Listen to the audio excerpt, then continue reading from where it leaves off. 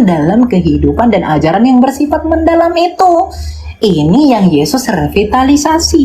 Jadi saya tadi sudah menerangkan dari bagaimana transit interlineasinya berkaitan dengan satu iota itu merujuk pada apa.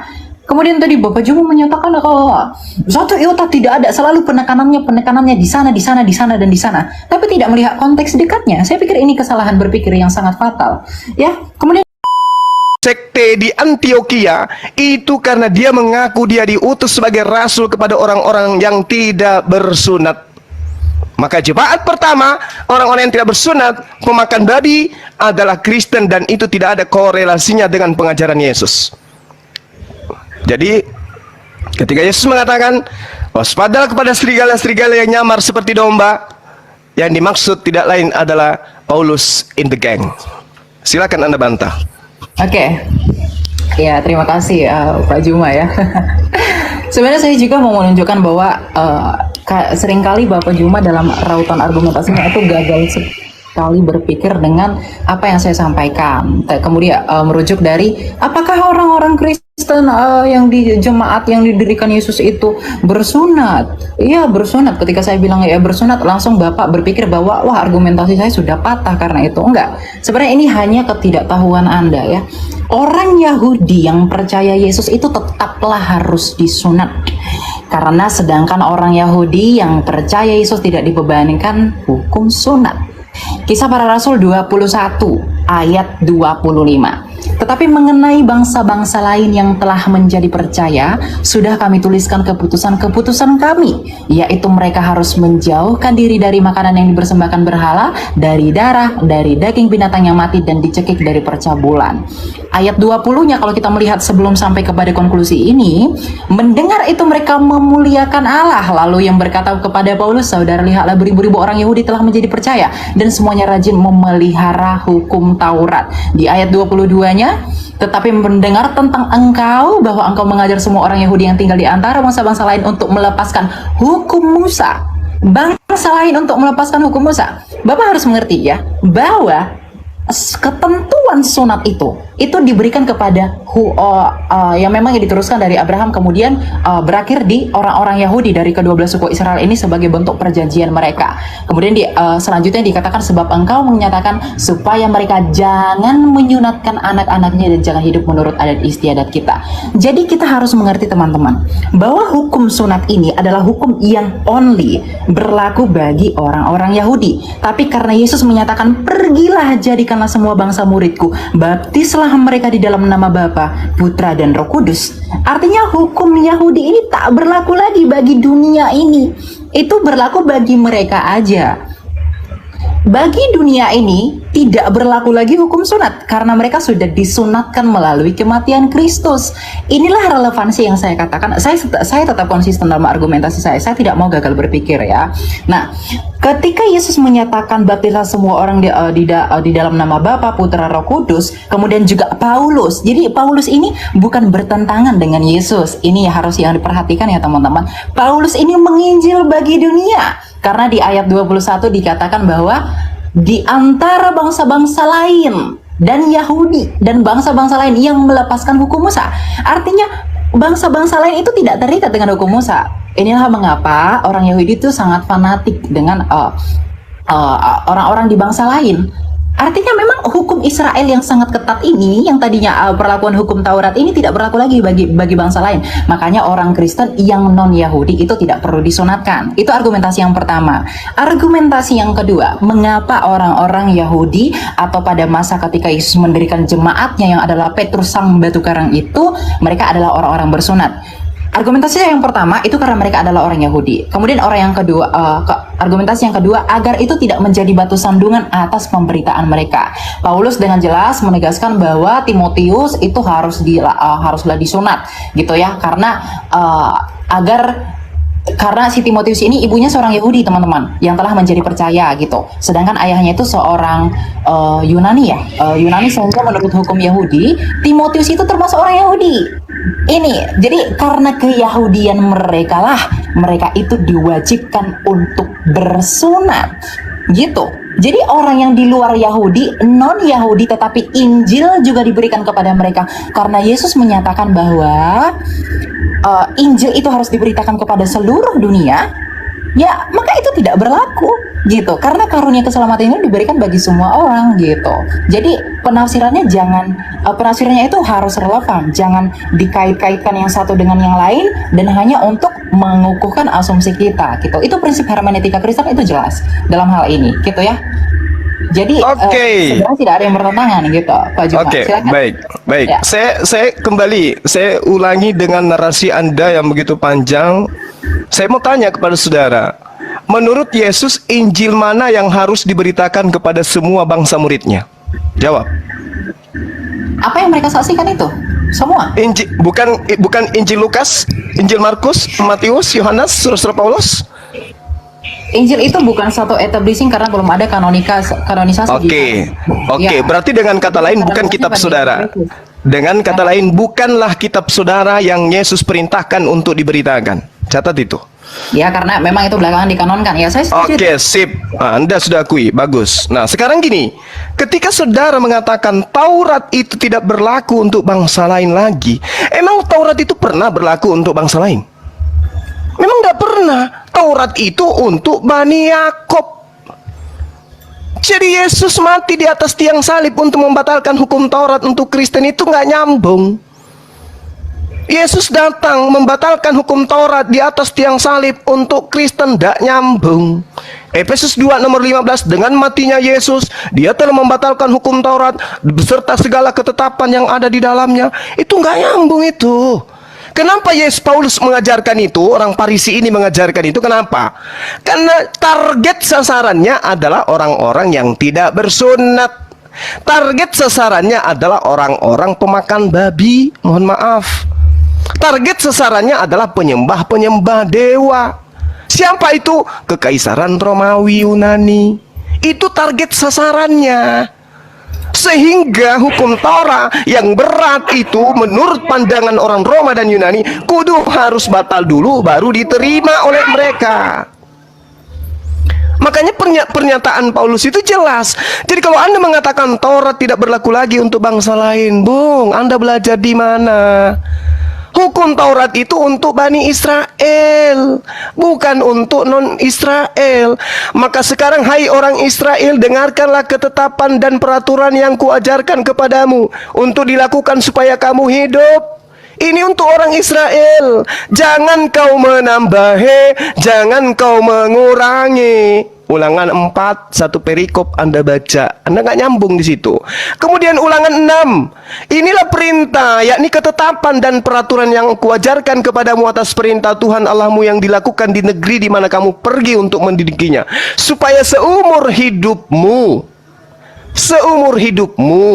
engkau, anak cucumu takut akan Tuhan, berpegang pada segala ketetapan yang dan perintahnya yang disampaikan kepadamu, supaya lanjut umurmu. Maka dengarlah, hai orang Israel. Tak ada itu, Bang. Taurat itu untuk Bani Israel. Kalau Anda kurang yakin, silakan Anda baca di dalam Ulangan 33. Hukum yang ada untuk Bani Yakub saja, bukan untuk Anda. Jadi kenapa Yesus mati untuk Anda? Apa hubungannya? Kalau Yesus datang untuk membatalkan dalam perspektif Anda menggenapi, kenapa untuk Anda? Anda sopo? Di dalam di Ulangan 33 dijelaskan, Musa telah memerintahkan hukum Taurat kepada kita, satu milik bagi jemaah Bani Yakub. Anda Bani Yakub? Bukan. Satu lagi, Yeremia 31:31, aku akan membuat perjanjian baru dengan Bani Israel dan Bani Yehuda. Anda Bani apa? Hah? Bukan Anda. Jadi ngapain Yesus mati di atas tiang salib untuk Anda? Ngapain? Tujuannya untuk membatalkan hukum Taurat. Iya, berarti Yesus untuk Bani Israel, bukan untuk Anda. Kalaupun dia dipaksakan untuk mati sebagai persembahan kepada dewa, dia dipersembahkan untuk Bani Israel, bukan untuk Anda. kecuali Anda benar-benar Romawi dan Yunani yang dihadiahkan konsep Tuhan, dihadiahkan kitab. Baru betul, aku ini adalah Bani Romawi dan Yunani, pengikut Paulus yang meminjam nabi yang datang kepada Bani Israel untuk kami tuhankan. Itu baru betul. Saya jempol kalau Anda jujur di situ. Yang pertama, Anda sudah mengakui jemaat mula-mula yang didirikan oleh Petrus adalah jemaat bersunat. Berarti mereka bukan Kristen. Mereka adalah Bani Israel yang percaya Yesus utusan Tuhan, belum terkontaminasi dengan ajaran Farisi. Sedangkan yang di Antioquia murni mutlak absolut pengajaran Farisi. Muncullah Kristen penyembah manusia, dan itu Anda aminkan hari ini. Makanya saya tanya, Injil mana? Injil Lukas? Bukan. Markus? Bukan. Injil yang mana? Ya Injil Yesus. Mana Injil Yesus itu? Baca kitab Anda. Kalau Anda punya Bible, saya ajarin sekarang. Di dalam Yohanes 1 nomor 48, Yesus memanggil Filipus. Filipus, ikutlah denganku. Kadia, ikut denganku wahai Filipus. Filipus disebut namanya. Ada legalitas dari Yesus untuk Filipus. Lalu kemudian di Kisah Para Rasul 8 di nomor 35, Filipus memberitakan tentang Injil Yesus. Dor. Yang diajarkan oleh Filipus adalah Injil Yesus, bukan Injil Lukas, Markus, Matius, Yohanes, bukan. Jadi kalau Anda pun memaksakan memberitakan Injil kepada seluruh makhluk, maka berita yang harus didengarkan itu adalah Injilnya Yesus yang dibawa oleh Filipus, bukan Lukas, bukan Paulus. Sadari itu kalau Anda memang benar-benar ingin selamat. Yesus punya Injil sendiri yang diberitakan muridnya Filipus, dan Filipus mendapatkan legitimasi jelas. Sementara Paulus, Lukas, Markus, pengarang Matius, pengarang Yohanes, pengarang Markus itu tidak ada legitimasi dari dia, dari Yesus. Sementara sumber firman, bahkan kalian mengatakan firman itu adalah sang firman itu adalah Yesus. Sang firman memberikan legitimasi kepada Filipus, bukan kepada penulis Injil Anda. Jadi Injil Anda itu bukan yang harus diberitakan ke seluruh dunia. Simpan itu di peti. Cari Injil Filipusnya, beritakan kepada dunia. Disitulah yang benar. Injil Filipus masih ada sisanya. Yesus menikah dengan istrinya Maria. Silakan. Oke. Terima kasih Pak Juma. Ya, saya ini ya sudah cukup mendengarkan tadi ya apa yang disampaikan. Saya mau bantu yang pertama dulu. Tadi Pak Juma menyatakan berkaitan dengan Taurat itu untuk orang Yahudi. Ya, kita buka Lukas 16 ayat 16. Lukas ya. Hukum Taurat dan kitab para nabi berlaku sampai kepada zaman Yohanes. Dan sejak itu kerajaan Allah diberitakan dan setiap orang menggagahinya berebut memasukinya. Yang pertama. Yang kedua, Matius 11 ayat 13. Sebab semua nabi dan kitab Taurat bernubuat hingga tampilnya Yohanes. Jadi Lukas, Matius itu relevan bahwa Taurat itu hanya berakhir dan berlaku sampai di masa Yohanes. Oke, jadi di sini kita bisa melihat bahwa Matius itu memberi penjelasan lebih jelas dengan menempatkan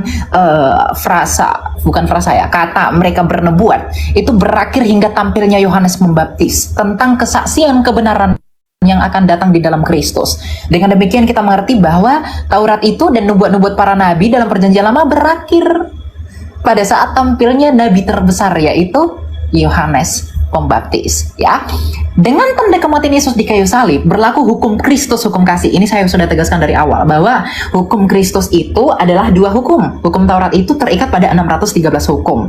Gitu. Jadi yang 613 itu sudah tidak berlaku lagi. Kenapa? Karena para nabi pun itu semua bersaksi dan akan bernubuat tentang Dia yang akan datang. Yang di dalam Lukas yang saya bacakan tadi, berakhirnya nubuat tentang kesempurnaan yang akan datang itu telah selesai. Diakhiri di dalam masa kenabian Yohanes Pembaptis. Itu sudah selesai sampai di sana. Yang nantinya akan didatangi oleh Sang Firman itu yang menjadi manusia, di mana Sang Kristus itu sendiri Sang Firman itu yang menyatakan diri Bapa di dalam dirinya. Hal ini juga kita bisa melihat di dalam Efesus 2 ayat 15, bahwa dikatakan di sana bahwa sebab dengan matinya manusia, ia sebagai manusia maksud saya, ia telah membatalkan hukum Taurat ya dengan segala perintah dan ketentuannya untuk menciptakan keduanya menjadi satu manusia baru di dalam dirinya, dan dengan itu mengadakan damai sejahtera. Jadi kalau banyak polemikus yang menuduh bahwa Paulus itu menyatakan bahwa hukum Taurat itu dibatalkan sedangkan Yesus itu menggenapi, artinya konklusinya bahwa Yesus itu dengan Paulus itu bertentangan. Tidak. Kenapa? Jelas ditegaskan oleh Lukas bahwa hukum Taurat itu berakhir mengenai pewahyuannya dan peraturannya itu sampai kepada zaman Yohanes. Itu yang pertama. Jadi ayat ini sudah membantah argumentasi dalam perspektif kekristenan ya. Maksud saya bahwa Bapak menyatakan Taurat itu akan berlaku selama-lamanya. Tidak. Ya tidak. Karena orang Yahudi, karena Lukas ini ditulis sama Lukas, dia itu orang Yahudi. Jadi kalau dia itu orang Yahudi, tidak mungkin dia punya perspektif bahwa kalau memang hukum Taurat itu berlaku sampai selama-lamanya, tidak merujuk kepada nubuatan yang akan datang di dalam kesempurnaan Yesus Kristus, ini mereka tidak akan menyaksikan ini. Kalau kita merujuk kepada hukum dwi ganda saksi, kesaksian ini benar adanya, karena Lukas juga menyatakan demikian, Matius juga menyatakan demikian, kemudian juga dikonfirmasi di Efesus. Ini jelas urgensinya. Kemudian yang kedua, mengenai Injil gitu ya. Tadi Bapak menyatakan bahwa Injil itu di Filipus. Kenapa di Filipus itu tidak diakui, sedangkan di Filipus itu Yesus itu katanya menikah bla bla bla dan lain-lain. Kenapa kalian tidak memberitakan Injil yang dari Filipus aja? Inilah keterbatasan literasi, bahwa arti kitab Injil itu adalah kabar baik. Memang saya harus mengakui ya, saudara, saya tidak mau menafikan bahwa kata Injil itu merupakan arabisasi untuk kata Yunani Eugelion gitu. Jadi artinya adalah kabar baik kalau kita buat ke seluruh Indonesia. Matius 4 ayat 23. Yesus pun keliling ke seluruh Galilea. Ia mengajar dalam rumah-rumah ibadat dan memberitakan Injil kerajaan Allah serta melenyapkan segala penyakit dan kelemahan di antara bangsa itu. Ingat ya, kita harus mengkonsentrasikan antara kondisi orang Yahudi pada saat itu dengan apa yang dilakukan Yesus. Perspektif dan juga sudut pandang orang Yahudi yang dalam hal ini adalah mereka Yahudi tentunya teman-teman, karena murid-murid Yesus itu ya orang-orang Yahudi ya. Makanya dikatakan di dalam Markus 1, maksud saya itu di mana ya? Lukas 4 ayat 43. Tetapi ia berkata kepada mereka, juga di kota-kota lain aku harus memberitakan Injil kerajaan Allah, sebab untuk itulah aku diutus. Jadi kalau Bapak Juma tadi bilang Injil itu keselamatan itu hanya bagi orang Israel, itu salah besar. Literasinya kurang itu ya. Jadi ketika kitab Injil Matius itu menuliskan Yesus memberitakan Injil, artinya Yesus itu memberitakan kabar baik. Sedangkan Injil-Injil yang diberitakan oleh para rasul, ini penerusan ya. Injil-Injil yang diberitakan oleh para rasul adalah kabar baik yang sama tentang apa yang diberitakan Yesus. Meskipun memang Yesus itu selalu menekankan kepada perspektif dan budaya pada saat itu mengenai pernyataan dirinya sendiri secara implisit. Tetapi di perjanjian baru, artinya para murid yang bersaksi tentang pemberitaan Kristus itu memberikan penjelasan yang lebih clearus artinya. Jadi lebih jelas tentang siapa Kristus itu sebenarnya. Jadi Injil kerajaan Allah itu yang diberitakan Yesus Kristus itu adalah sentralitasnya berada di dalam Yesus Kristus, tetapi para rasul dan para murid menegaskan itu lagi. Hubungannya dengan apa? Dengan amanat agung Yesus Kristus bahwa Injil itu harus diberitakan ke seluruh dunia. Jadi Injil itu tidak terbatas pada apa yang ditulis murid tertentu saja Bapak Juma, tapi itu merujuk kepada kabar baik. Kabar baik itu dalam hal ini telah disampaikan Yesus bahwa kamu harus membaptis orang di dalam nama Bapa, Putra dan Roh Kudus. Ini relevansinya dengan apa? Dengan keselamatan yang Yesus tawarkan itu, dengan mengalahkan maut, dengan kematian dan kebangkitannya di kayu salib. Jadi kabar baik di sana adalah karena ketika Yesus itu menyatakan bahwa hidup di zaman pada saat itu dia belum mati. Jadi Injil kerajaan Allah itu yang merujuk kepada dirinya sendiri. Sedangkan ketika Yesus memberi mandat dan amanat agung baptislah mereka di dalam nama Bapa, Putra dan Roh Kudus, dia sudah mati tapi bangkit kembali. Artinya Yesus secara implisit menyatakan kepada murid-murid, sampaikan ke dunia bahwa aku telah mati, aku telah bangkit, dan aku naik ke surga dan baptis mereka di dalam nama Allah Tritunggal agar mereka dapat diselamatkan. Inilah yang disebut dengan kabar baik itu. Tidak bertentangan dengan apa yang Yesus ajarkan. Saya juga bingung dengan rautan argumentasi apa Anda mengkait-kaitkannya dengan Filipus, kemudian juga menuduh bahwa Yesus itu pernah menikah. Yesus itu pernah menikah tidak pernah divalidasi fakta sejarah. tutup Alkitab, kita buka fakta sejarah, tulisan Marabin Serapion, kemudian tulisan Tacitus, kemudian juga siapa namanya satu lagi saya lupa, yang dari Roma itu. Mereka tidak pernah menyaksikan Yesus Kristus itu menikah. Bahkan Flavius Josephus itu membuktikan dan juga menuliskan dalam sejarahnya bahwa Yesus itu diakui dan dianggap orang Yahudi itu bangkit pada masa itu, dan tidak pernah menuliskan historikal tentang pernikahannya dia. Jadi Injil itu merujuk kepada kabar baik, terlepas dari bagaimana memang perspektiva dari budaya pada bangsa itu.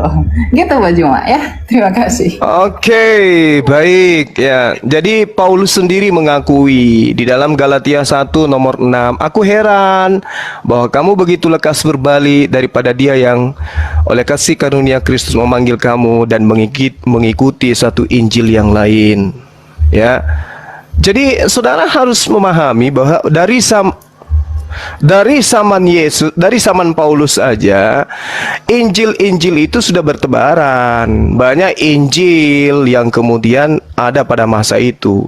Sehingga ketika saudara mengatakan bahwasanya Injil yang Anda maksud adalah yang diberitakan kabar gembira, Paulus yang menorehkan catatannya sendiri mengatakan bahwa banyak Injil lain. Ya, banyak Injil lain yang ada pada masa itu. Bukan hanya kitab saudara yang sekarang ini mencari jalan untuk membatalkan hukum-hukum yang datang kepada Bani Israel. Saudara dengan entengnya mengatakan bahwasanya hukum Taurat itu hanya berlaku pada masa Yohanes sampai masa Yohanes. Itu maunya Anda. Ilmu Anda itu Anda dapatkan dari mana? Dari Lukas. Lukas iki sopo? Anda mengatakan Lukas ini orang Yahudi, data Anda dari mana? Lukas aja dari namanya itu adalah nama orang Roma. Oke?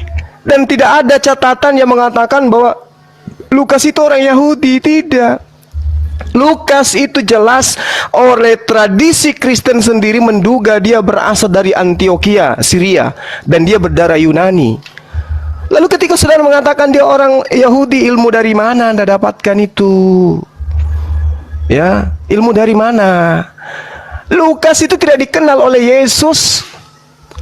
Ya. Nah, lalu kemudian ketika Anda mengatakan hanya sampai kepada Yohanes, berarti Anda menyelisih pernyataan Yesus. Di dalam kitab saudara sendiri menerangkan, Yesus berkata bahwa hukum Taurat itu lebih mudah langit dan bumi lenyap daripada setitik dari hukum Taurat itu batal. Mana yang benar ini? Pengakuan Yesus atau pengakuan Lukas? Yang mana yang benar? Sementara Yesus sendiri, sabar. Yesus sendiri mengatakan demikian. Terus di dalam kitabnya orang Yahudi terkait dengan Taurat, itu dijelaskan, janganlah kau menambahi, jangan kau mengurangi. Jadi jangankan batal, dikurangi aja tidak bisa. Ilmu Anda dari mana? Hanya ingin melegalkan ajaran Farisi, kemudian Anda mengatakan bahwa hukum Taurat itu berlaku hanya sampai di Yohanes saja. Berarti ada pengurangan. Sementara perintah Tuhannya jangan kau menambahi, jangan kau mengurangi. Dan sampai hari ini orang Yahudi masih ada. Sedangkan Injil yang diberitakan kemudian oleh Filipus jelas adalah Injil Yesus. Tidak pernah mengatakan Injil Lukas, Injil Markus, nggak ada. Yang diberitakan oleh Filipus ini adalah Injilnya Yesus. Injil Yesusnya mana? Tidak ada. Kenapa tidak ada? Karena sejatinya Kristen itu bukan pengikut Yesus, tapi pentuhan Yesus yang muncul pertama kali kemudian di Antioquia. Jadi ketika kemudian dikatakan hukum Taurat itu berlaku hanya sampai Yohanes, itu datanya dari siapa? Dari Lukas sendiri. Sementara Lukas juga yang mencatat, Yesus sendiri mengatakan bahwasanya lebih mudah langit dan bumi lenyap daripada setitik dari hukum Taurat itu batal. Lebih mudah. Nah, terus kenapa bisa batal? Sementara langit dan bumi itu lebih mudah hilang daripada hukum Taurat. Apa logikanya yang bisa dipakai selain daripada doktrin dan dogma? Oh, enggak berlaku lagi. Apa alasannya? Sementara Yesus mengatakan lebih mudah langit dan bumi lenyap daripada setitik dari hukum Taurat. Nah, sekarang saya ingin bertanya kepada saudara, Injil Filipus, Injil yang diberitakan Filipus yang adalah Injil Yesus itu apa itu? Apakah kitab saudara atau bukan? Silakan. Oke, saya jawab dari awal dulu ya sebelum sampai ke Filipus agar sistematis ya. Tunggu dulu Bu Michael. Ya, Kenapa? izin ya Gurunda. Host, mana ada lagi Oten yang mau naik? Silakan. Ada Oh iya, satu. silakan. Ya, mana tahu ada saudara-saudari kita yang dari Kristen, silakan naik ya. Itu Bang Host, Ya. Bang Host, atau Bang Angel. Ya, silakan Bu Michael. Oke. Siap. Saya mau jawab beberapa argumentasi yang disampaikan tadi ya. Saya tidak menyatakan kalau si Lukas itu orang Yahudi ya, enggak. Mungkin kesalahan bahasa, enggak, saya juga tidak mengakui dia orang Yahudi. Tapi kalau masalah Bapak Juma tadi merujuk dari apa yang saya sampaikan bahwa Injil itu, maksud saya hukum Taurat itu selesainya di zaman Yohanes, itu karena tulisan Lukas. Bapak juga jangan melupakan bahwa Matius juga mencatat itu. Ya, Matius 11 ayat 13 juga menyatakan sebab semua nabi dan kitab Taurat bernubuat hingga tampilnya Yohanes. Dalam bahasa Inggris disebut dengan for all the prophets and the law prophesied until John. Jadi sampai di situ ya. Jadi Matius ini orang Yahudi.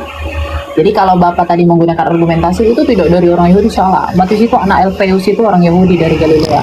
Meskipun dia memang pemungut cukai dari kota Kapernaum ya, karena dia diunjuk jadi penarik pajak kerajaan Romawi gitu. Jadi memang tidak hanya, ini yang saya katakan bahwa tidak hanya Matius saja yang menyaksikan bahwa Yesus Kristus itu, bahwa hukum Taurat itu selesai, tapi juga dikonfirmasi oleh Lukas dan juga nanti konfirmasinya, validasinya ada di Efesus gitu. Nah, kemudian tentang satu iota, saya mengerti bahwa mungkin Anda tidak belajar literalitnya ya, translinearnya, jadi kita tidak bisa memahami itu dari bahasa Indonesianya. Meskipun memang untuk orang-orang yang belajar itu bisa melihat dari bahasa Indonesianya, tetapi tetap juga merujuk kepada arti aslinya ya. Bentar, saya minum dulu.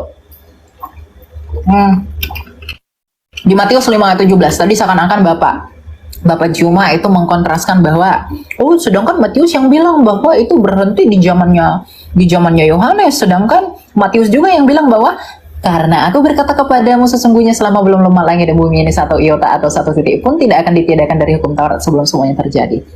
Ya, kita belajar ya teman-teman dalam hal ini ya. Satu iota atau satu titik pun tidak akan ditiadakan dari hukum Taurat sebelum semuanya terjadi. Saya akan beri edukasi tentang hal ini. Banyak memang pendapat dengan menggunakan ayat dalam Matius 5 ayat 18 tadi menyatakan bahwa Taurat itu berlaku selamanya, sebagaimana yang disampaikan Bapak Juma dalam hal ini ya, bahwa itu selamanya, tidak ada pembatalan gitu.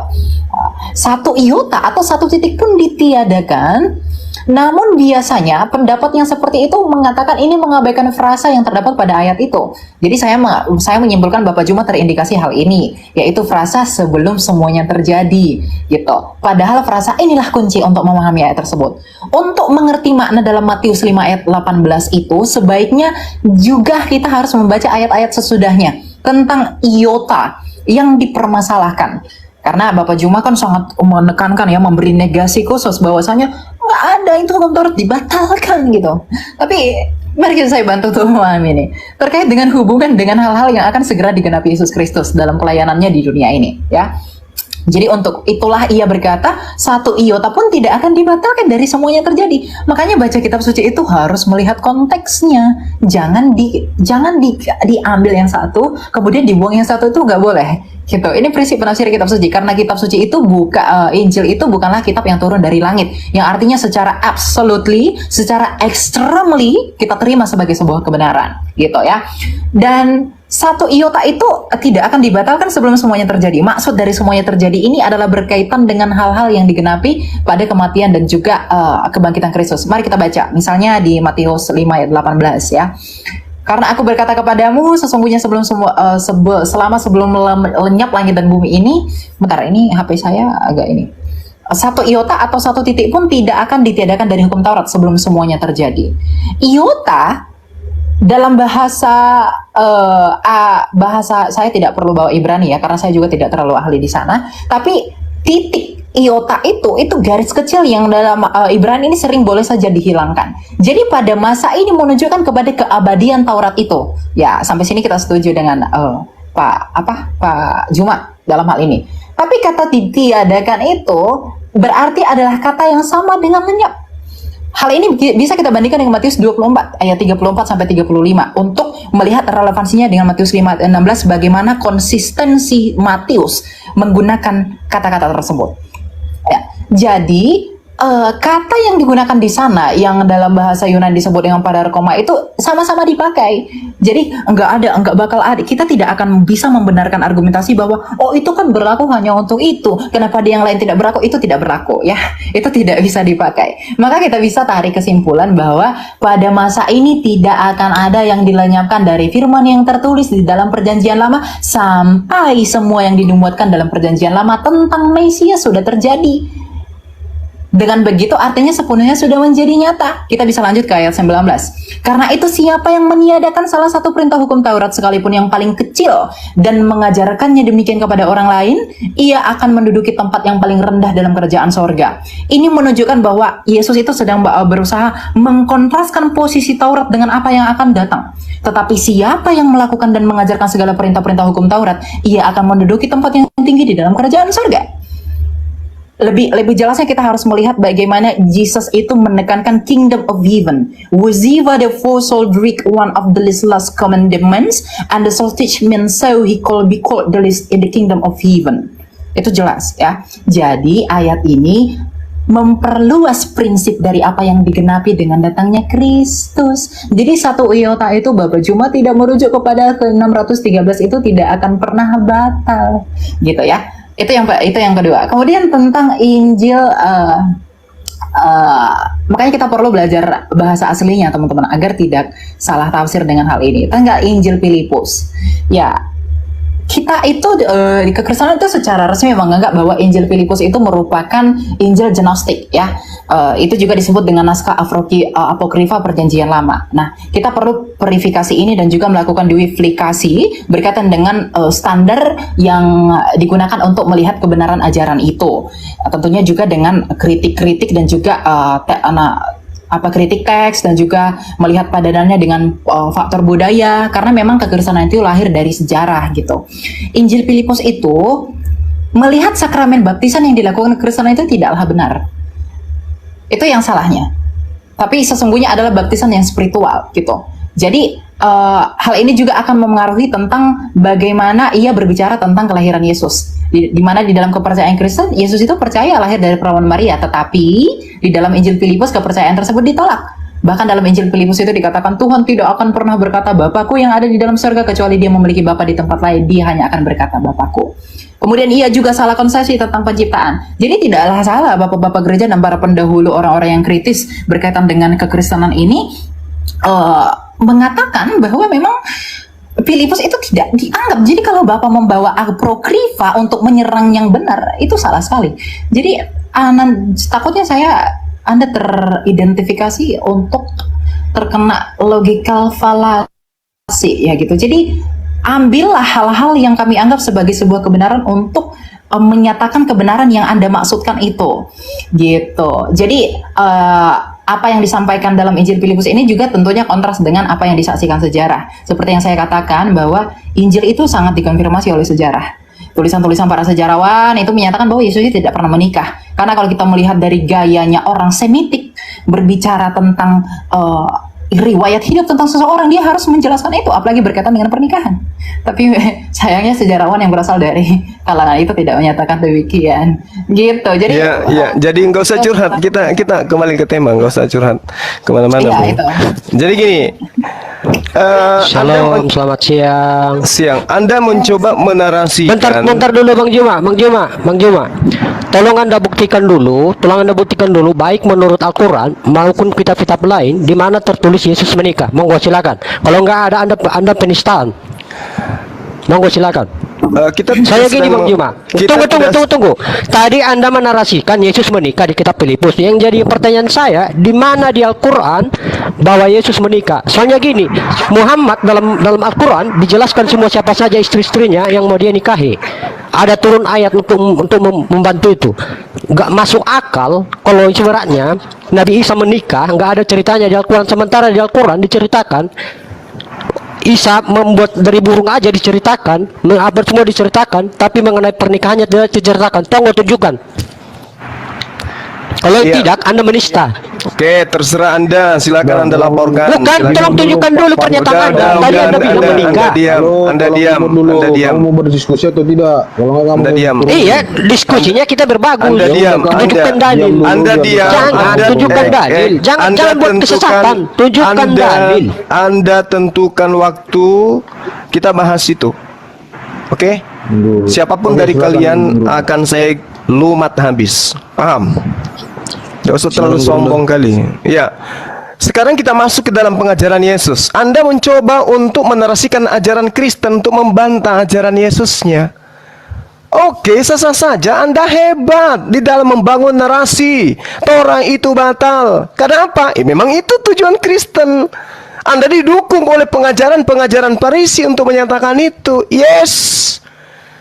Tetapi tolong Anda hargai kitabnya orang Yahudi ini yang mengatakan jangan kau menambahi, jangan kau mengurangi.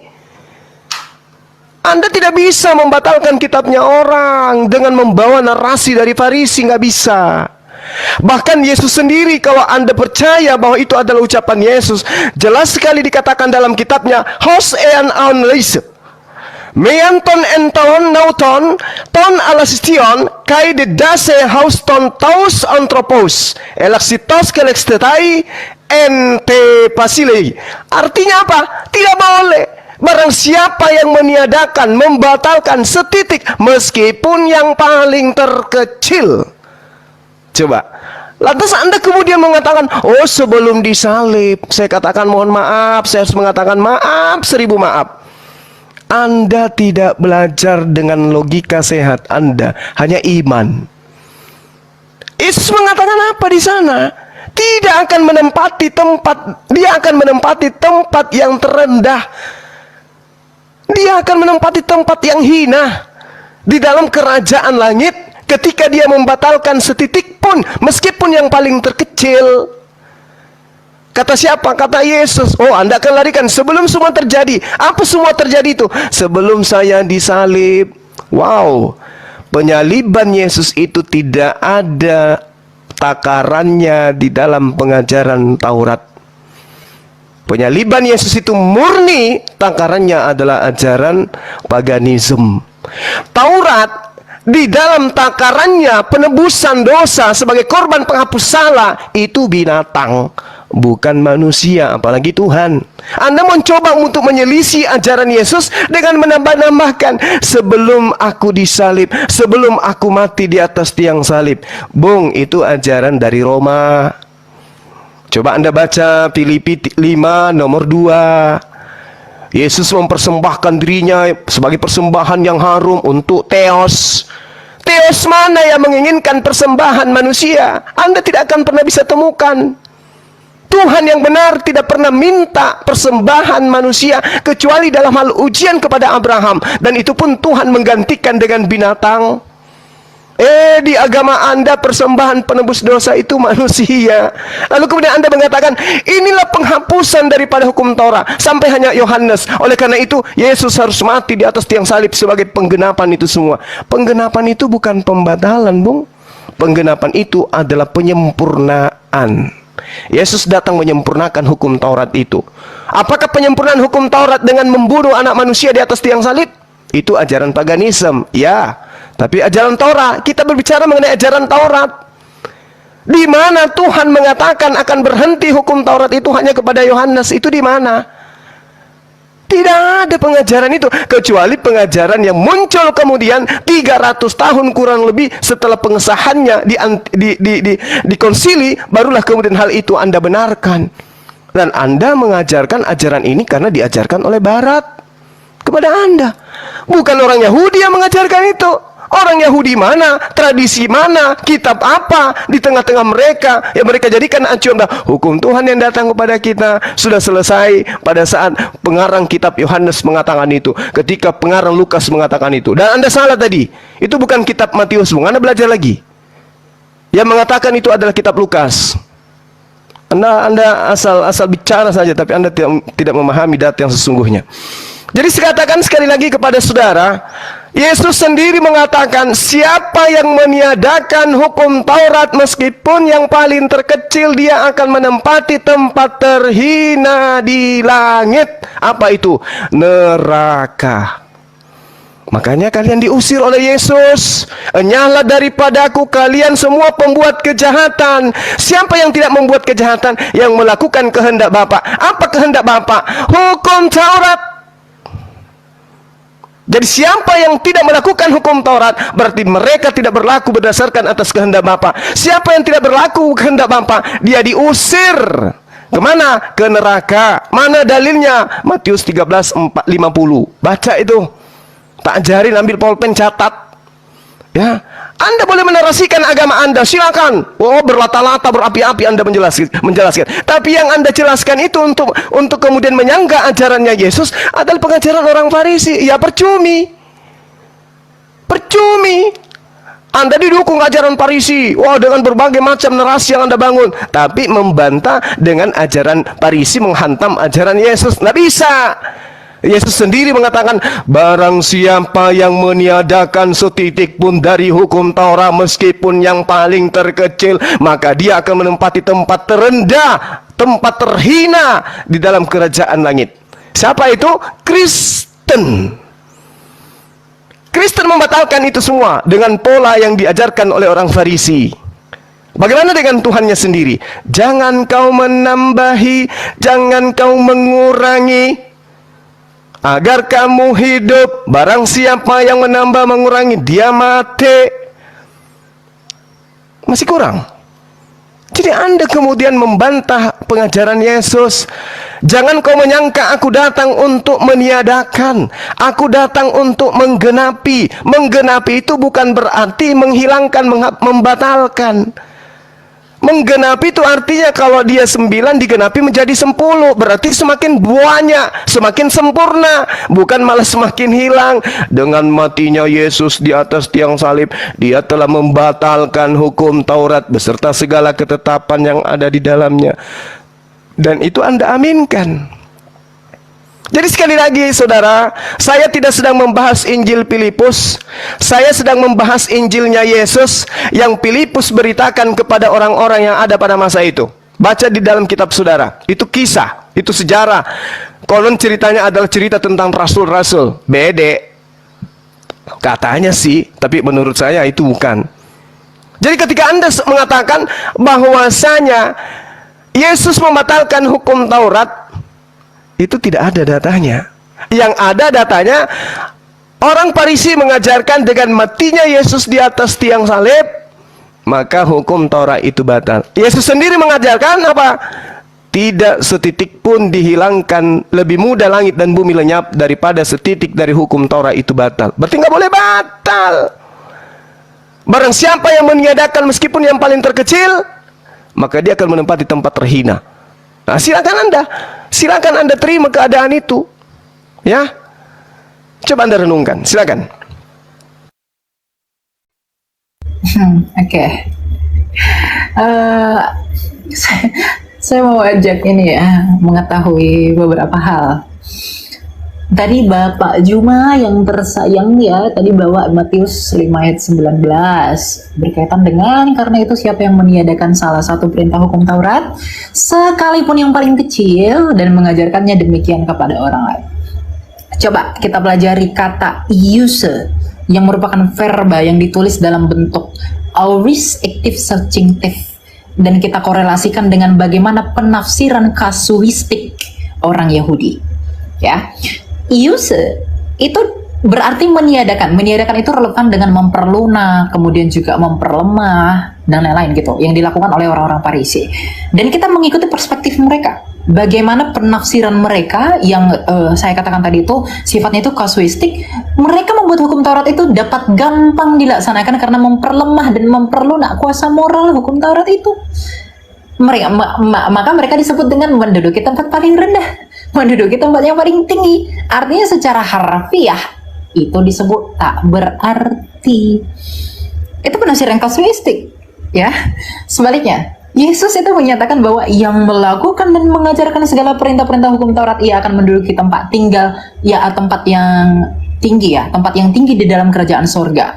Segala perintah yang merujuk kepada apa yang dinyatakan Yesus itu merujuk kepada hukum Taurat di Perjanjian Lama dan hal-hal yang segera menyusul, yakni rumusan Kristus yang lebih dalam tentang hukum Taurat yang menunjukkan kepada penggenapan sesungguhnya. Kita bisa bandingkan ini misalnya dalam Matius 5 ayat 38, Matius 22, kalau nggak salah pokoknya di antara ayat 34 sampai ayat 34, dan Yesus Kristus itu merujuk kepada dirinya yang akan segera mengajarkan kegenapan Taurat dan revitalisasi yang ia rumuskan itu menjadi hukum kasih. Hal ini kita bisa lihat di dalam ayat 20 misalnya di Matius 5. Saya tidak keluar dari konteksnya meskipun tadi Pak Juma membawa narasi lain, tapi nanti saya akan jawab itu ya.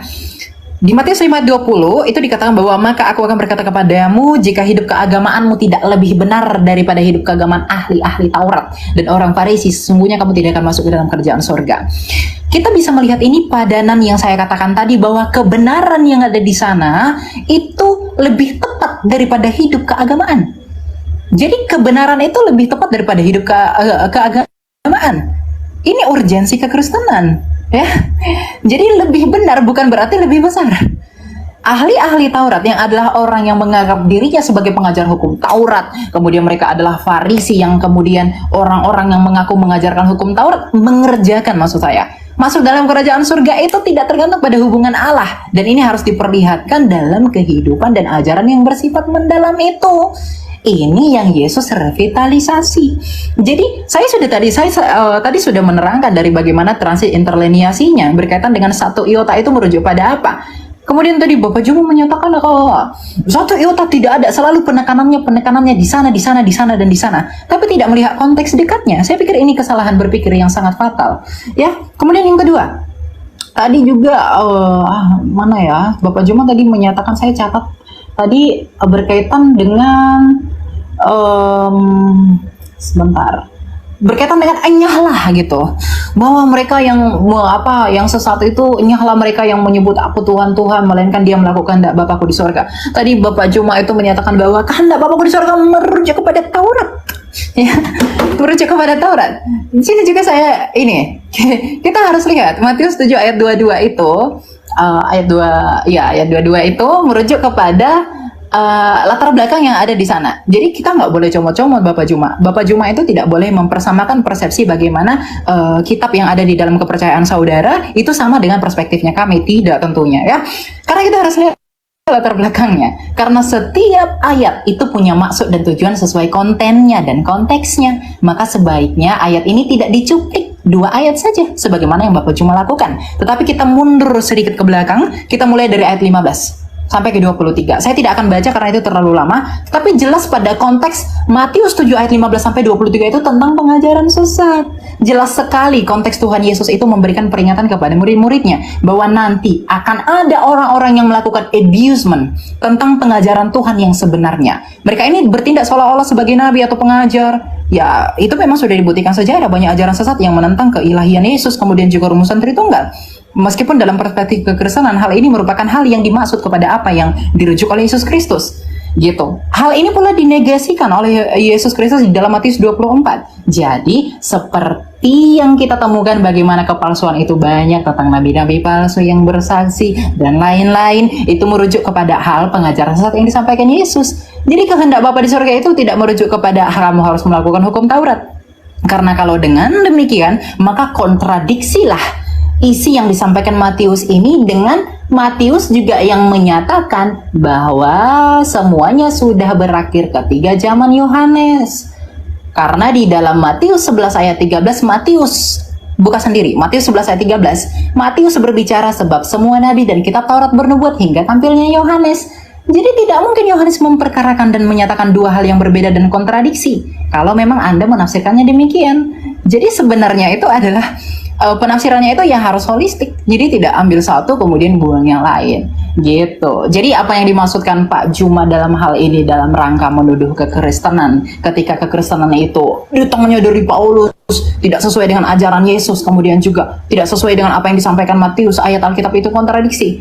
Kekontradiksian itu saya pikir lahir dari ketidakmengertian kita tentang konteks dan budaya orang Yahudi pada saat itu. Dan kemudian juga berkaitan dengan kata yang Bapak Juma sampaikan tadi tentang yang siapa yang melakukannya itu mendapat tempat paling hina. Kita harus memahami bahasa mereka karena bahasa mereka itu bukan bahasanya orang Indonesia yang dengan mudah bisa dapat dimengerti karena sangat kompleks. Bahasa Semitik itu sangat kompleks gitu. Jadi demikian Pak Juma. Oke, saudara harus memahami lebih jauh. Kitab Anda itu bukan bahasa Semitik, itu bahasa Yunani, bahasa Greek. Ya, jadi Anda jangan mengatakan bahasa yang ada dalam kitab saudara itu harus dipahami berdasarkan dengan rasa bahasa Semitik. No, itu bukan bahasa Semitik, bahasa Yunani, bahasa Yunani. Nah, kemudian ketika Anda membawa Matius, Anda mengatakan kontradiksi dong ya. Wajar kontradiksi. Toh penulis Matius itu bukan si Lewi murid Yesus, bukan. Apa pembuktiannya? Baca Matius 9 nomor 9. Setelah Yesus pergi dari situ, Yesus melihat seorang yang bernama Matius duduk di rumah cukai. Lalu ia berkata kepadanya, "Ikutlah aku." Maka berdirilah Matius lalu mengikuti dia.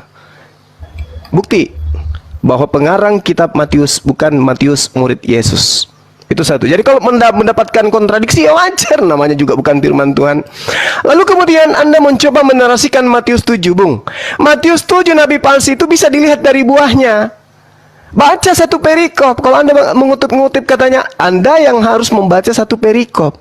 Dari buahnya itu jelas. Apa buah dari pengajaran nabi palsu? Memanggil Yesus Tuhan, bermujizat dengan menggunakan nama Yesus, mengusir setan dengan menggunakan nama Yesus, bernubuat dengan menggunakan nama Yesus. Itulah buah pengajaran nabi palsu. Agama mana itu? Agama Anda. Dari mana Anda mendapatkan agama Anda? Dari orang Farisi. Kepada siapa Yesus minta agar waspadai? Orang Farisi. Paulus orang mana? Orang Farisi. Tokoh dari mana? Dari Kristen. Di mana dituliskan? Kisah Para Rasul 23 nomor 6. Masih kurang datanya? Oke, saya tambahkan kalau gitu. Di dalam kitab saudara jelas sekali ketika saudara mengambil Matius 5 nomor 20. Maka aku berkata kepadamu, jika hidup keberagamaanmu tidak lebih benar, apakah Kristen dengan mempersembahkan manusia sebagai korban penebus salah, penebus dosa itu benar daripada dibandingkan bagi ajaran Yahudi? Tidak. Apakah dengan orang Kristen menghilangkan hukum Torah, maka orang Kristen dihitung lebih benar? Tidak. Apa pembuktiannya? Paulus sendiri menuliskan di dalam Galatia 2 nomor 14, orang yang tidak bersunat adalah orang yang hidup secara kafir. Apakah orang yang hidup secara kafir lebih benar daripada ahli Taurat? Bullshit. Oke? Jadi bukan Kristen yang dimaksud hidup lebih benar daripada hukum Taurat itu, daripada hidup dengan keagamaan di ahli Taurat, bukan. Tidak boleh kemudian Anda mengatakan bahwasanya Matius 5 nomor 20 cerminan pembatalan hukum Taurat dan yang benar adalah Kristen. Bullshit.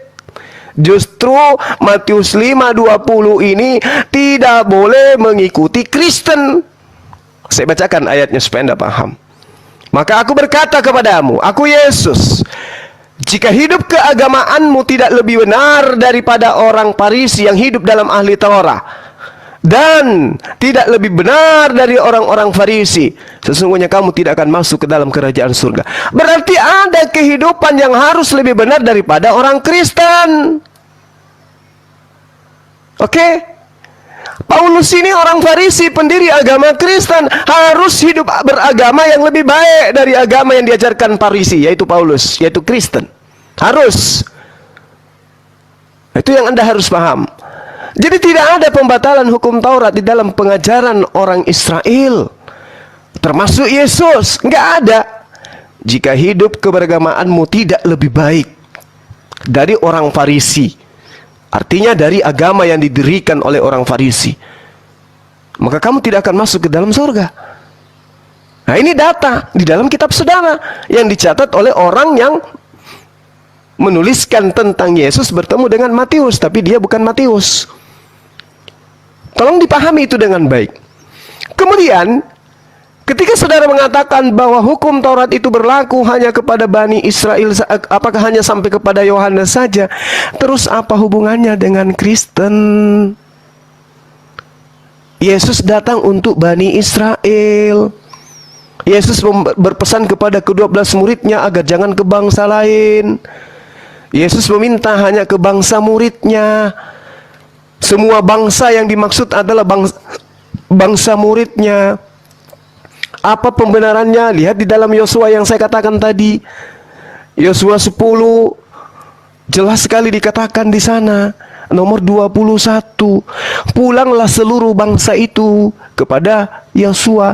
Berarti seluruh bangsa yang dimaksud adalah 12 suku bangsa Bani Israel. Anda tidak punya kapling di sana, Bung. Jadi sekali lagi saya katakan, saya kembalikan kepada tema yang tadi, bahwasanya Yesus datang kepada Bani Israel, mengajarkan Bani Israel untuk tidak meninggalkan hukum Taurat. Hukum Taurat tidak boleh ditambah dan tidak boleh dikurangi. Hukum Taurat adalah perjanjian Tuhan kepada Bani Israel dan juga Bani Yehuda. Tidak ada coupling untuk Kristen di sana. Demikian.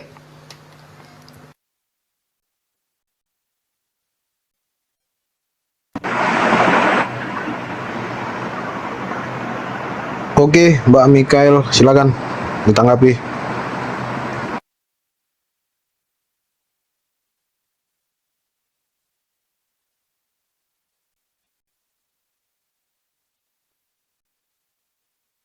Cek Mikael. Michael. Oke, silakan. Oh, ini ada nggak suara? Iya, ada. Silakan ditanggapi, Mbak. Saya boleh ikutan bicara nggak, Bro? Oh, Pak Malikil ya. Iya, Oke, dari mana, Pak? saya Kristen. Iya, oke. Boleh, silakan. Boleh ditambah ya, Pak, silakan. Oke. Iya. Silakan. Jadi yang dijelaskan oleh Ibu Mikael ya, dari tadi memang semua kawan kita nggak nangkap karena berbeda sudut pandang ya. Tentang hukumnya, hukum itu pada mulanya nggak ada. Lalu adanya kapan hukum itu? Ketika Israel ya ingin hukum tersebut, lalu diberikanlah hukum itu. Nah, dengan tujuan mereka akan taat terhadap hukum itu perjanjiannya. Ya, tetapi pada kenyataan ketika seiring waktu mereka di padang gurun ya berkelana 43 tahun, mereka tidak mampu melakukan hukum itu. Jadi yang dimaksud oleh Kristus tentang hukum Taurat ya itu digenapi, itu jauh sudah terbilang ketika Yakub ya, ayahnya ya, orang-orang Israel ya, Yakub disebut Israel. Di dalam Kejadian 49 ayat 10 dikatakan di sana segala ketetapan itu akan berlaku sampai kepada Sang Silo tampil. Sang Silo tampil ya. Jadi kenapa berlaku Sang Silo tampil dan kenapa Yesus itu menggenapi hukum itu? Jadi yang dimaksud dengan menggenapi hukum itu, Kristus ya Tuhan sendiri itu mewakili manusia melakukan hukum tersebut, supaya olehnya manusia yang tidak mampu melakukan hukum tersebut bisa terselamatkan. Jadi manusia itu hanya bisa selamat karena mengikuti Kristus, bukan karena mengikuti hukum itu. Karena tidak ada manusia yang bisa melakukan hukum tersebut. Itu yang dimaksud, yang dijelaskan oleh Ibu dari tadi. Ya, begitu kira-kira. Silakan ya, Ibu Mikael. Sebelum saya tanggapi dulu mungkin. Boleh Pak. Boleh Pak, silakan. Iya, oke. Jadi Saudara Herdi, Anda mencoba menarasikan kitabnya orang Yahudi dengan mendudukkan Yesus di sana sebagai penggenapan dengan kata Silo. Bung, coba kamu cermati deh. Apa yang diterangkan oleh Tuhan di sana? Lo Yasur, tongkat kerajaan Tuhan. Ini tidak akan berpindah, tidak akan beranjak dari Yehuda, ataupun lambang pemerintahan dari kakinya tidak akan berpindah kemanapun, sampai dia yang berhak atasnya itu datang. Apa tanda daripada kedatangan daripada yang berhak ini? Tandanya adalah oknum tersebut mampu menaklukkan bangsa-bangsa dengan hukum yang ia bawa. Bangsa apa yang ditaklukkan Yesus ketika dia datang kepada Bani Israel? Menaklukkan Yudas aja nggak bisa. Jadi jangan kamu menganggap bahwa orang semua bisa dengan mudah didoktrin dan didogma dengan mimbar gereja. Nggak bisa. Di situ sangat jelas dikatakan yekahat amim, artinya seluruh bangsa-bangsa itu takluk kepada oknum yang dimana dia diserahi tugas untuk menyampaikan firman Tuhan kepada seluruh bangsa-bangsa. Apakah Yesus pernah melakukan itu? Tidak. Dia hanya untuk Bani Israel. Ajarannya untuk diajarkan, dia utusan Tuhan. Kepada Bani Israel aja dia tidak mampu menaklukkan hukum Tuhan. Wahai Bani Israel, aku adalah utusan Bapa kepadamu. Bani Israel mengatakan, bukan, kamu itu anak Maria, anak Pantera, kamu itu anak hasil dari persinahan. Jadi Anda mimpi kalau Anda mendudukkan Kejadian 49 itu nomor 10. Cari oknum yang mampu menaklukkan hukum-hukum kepada bangsa lain. Oknumnya itulah yang dinubuatkan dalam Kejadian 49:10 itu. Yesus gugur segugur-gugurnya. Ya, dia datang untuk Bani Israel. Berhasil? Tidak. Itu Saudara Herdi, supaya Anda pelajari lagi. Silakan. Oke, saya tanggapi ya. Maaf, saya Ibu, potong dulu ya Pak. Pak, mohon maaf. Bang Rido, tolong dinaikin itu suara terpental itu dia. Bang Rido, monitor. Bang Yuansa. Oke, dilanjut Pak. Oke. Jadi mungkin semua lupa baca ayat 11-nya ya. Tongkat kerajaan tidak akan beranjak dari Yehuda ataupun lambang pemerintahan dari antara kakinya sampai dia sang Silo datang yang berhak atasnya, ya, yang berhak atasnya. Maka kepadanya akan takluk bangsa-bangsa. Ini sinkron dengan Yesaya 42 bahwa ia akan memaklumkan, memeteraikan hukum bagi bangsa-bangsa. Begitu yang terjadi kepada Yesus yang menggenapi. Ya, kalau Anda mau bertanya, Yesus menguasai dunia? Iya, dia menguasai. Ya, Yesus menguasai bukan hanya bangsa-bangsa, ya, maut pun dikuasai, kawan. Jadi dia dalam konotasi menguasai dunia, semua manusia yang mau bertobat percaya kepadanya selamat. Itu bukti bahwa dia mampu memberikan keselamatan kepada semua orang. Itu bukti. Kalau you berbicara tentang penguasaan seperti raja, di dalam pemahaman Yahudi itu ada dua sudut pandang. Mesias bin Yosef dan Mesias bin Daud. Seperti yang terjadi urutannya, Yosef hadir duluan baru Daud. Ya kan? Yosef hadir dulu, ya. Yusuf hadir dulu baru Daud hadir.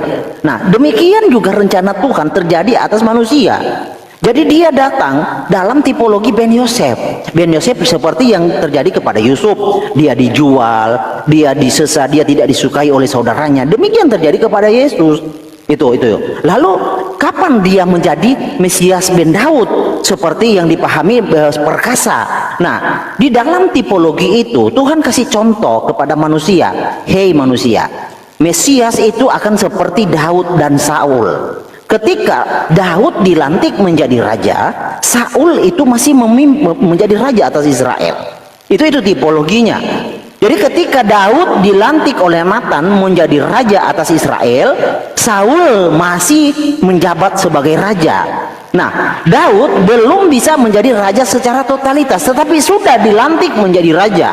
Demikian Kristus Yesus. Ketika dia hadir 2000 tahun yang lalu, dia sudah dilantik sebagai raja. Kapan Yesus akan menjadi raja secara totalitas atas alam semesta? Ketika kerajaan dunia ini selesai atau akhir zaman. Itu sama seperti ketika kerajaan Saul berakhir, disitulah Daud menjadi raja secara totalitas atas Israel. Demikian Yesus akan seperti itu. Gitu. Jadi Yesus itu adalah keturunan dari Yehuda, ya, bukan dari jalur lain. Jadi di sini sebenarnya tidak imbang dalam diskusi ini, kawan-kawan. Dari sedikit, jangan dipotong. Tidak imbangnya gimana?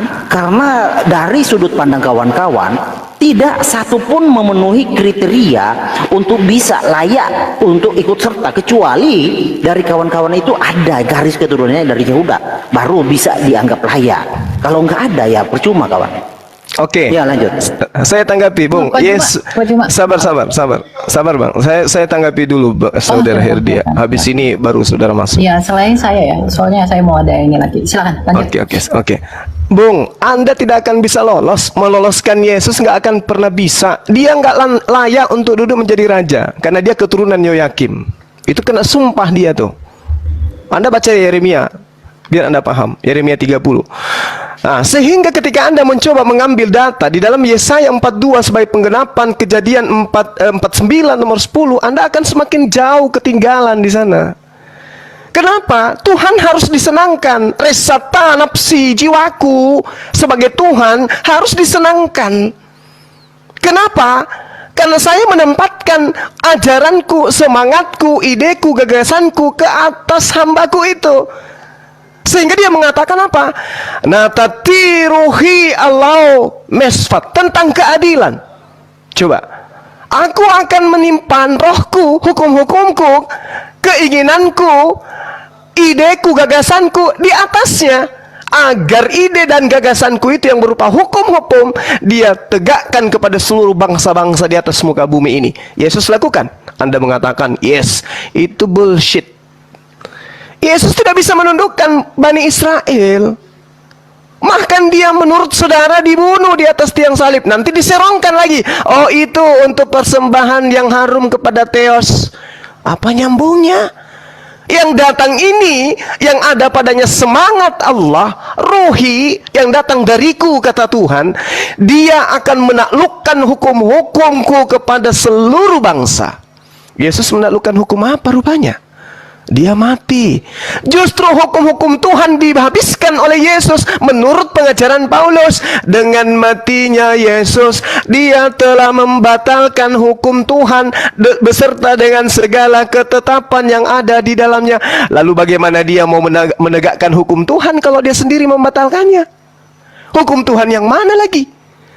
Sementara ketetapan hukum-hukum aturan yang datang kepada Bani Israel melalui Nabi Musa alaihissalam, itulah hukum yang harus ditegakkan kepada bangsa-bangsa. Mampu tidak Yesus? Tidak. Justru menurut Paulus, mati Yesus itu untuk membatalkan hukum Tuhan. Jadi untuk menggenapi Yesaya 42 nomor 1 itu kayak mana caranya? Lihat hambaku yang kupegang, orang pilihanku, kepadanya aku berkenan. Aku menaruh rohku ke atasnya.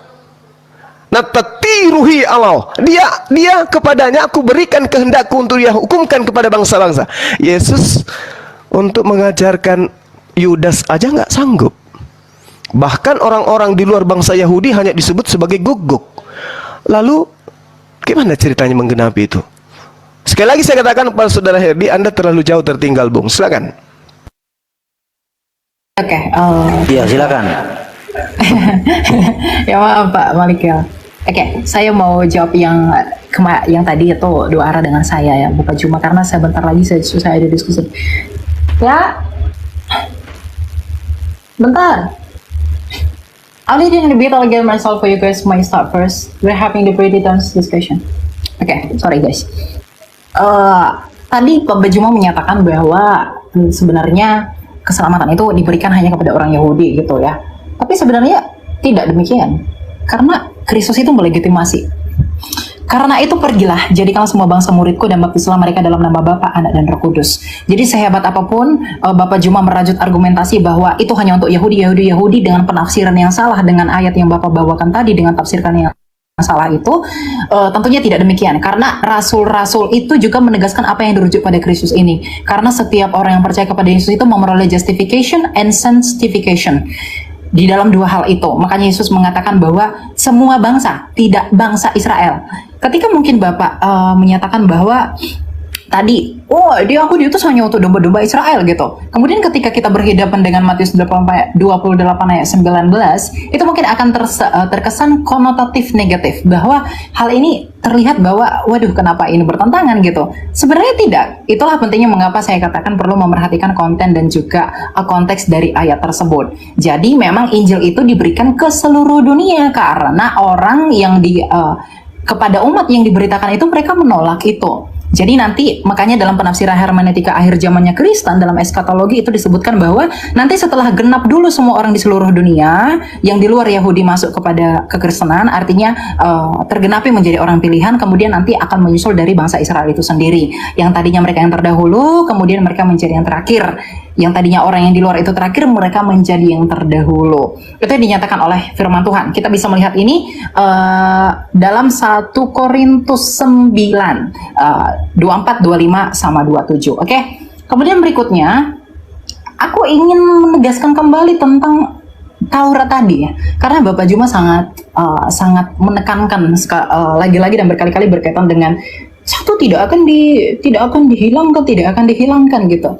Saya lebih baik menyarankan belajar prinsip kasuistik dalam pemahaman orang Ibrani, dalam pemahaman orang Yahudi, gitu, agar kita tahu translinernya itu artinya apa dari satu iota yang saya maksudkan tadi. Apa sebenarnya arti satu iota sebelum semuanya terjadi itu tidak akan dihapuskan, gitu. Lagi dan lagi saya menekankan kepada bahwa kita itu tidak boleh menafsirkan di luar daripada konteksnya. Oke, kemudian yang berikutnya ini yang terakhir ya. Bentar, saya tadi Pak Juma juga sempat menyinggung berkaitan dengan inilah yang membuktikan bahwa itu Injil yang dibawakan oleh Paulus sedangkan Yesus itu berbeda gitu. Saya sebenarnya sudah memberi argumentasi yang sangat mendalam berkaitan dengan apa sebenarnya dimaksud dengan Injil itu ya. Karena memang kekristenan itu mengakui bahwa Yesus itu merupakan sentralitas dari keselamatan itu yang dapat didapatkan hanya melalui perkabaran Injil itu saja, gitu. Jadi apa yang dikabarkan oleh para murid itu sentralitasnya kepada Yesus Kristus, sedangkan Yesus Kristus memberikan muara dan juga inisiasinya, gitu. Jadi kalau tadi ditafsirkannya bahwa oh tidak, keselamatan ini hanya untuk Israel, kamu jangan pede. Saya pede karena Yesus berkata semua bangsa. Jadi kita menjadi pede. Keselamatan itu dianugerahkan bagi dunia. Karena begitu besar kasih Allah akan dunia ini sehingga ia mengaruniakan anaknya yang tunggal. Apakah dunia ini hanya dipenuhi oleh orang Israel? Kan tidak. Kemudian juga ucapan Yesus tadi berkaitan dengan relevansinya terhadap ayat tersebut. Ini tidak kontradiksi, tapi penafsirannya harus diperhatikan. Karena mereka itu menggunakan majas-majas dan bahasa orang-orang Semitik yang khas dengan pola pikir dan juga cara berbicara orang itu. Gitu. Ya, mungkin itu yang bisa saya sampaikan teman-teman. Thank you banget buat Pak Juma dan teman-teman yang lain soalnya. Matius 7 ayat 15. Waspadalah terhadap nabi-nabi palsu yang datang kepadamu dengan menyamar seperti domba, tetapi sesungguhnya mereka adalah serigala yang buas.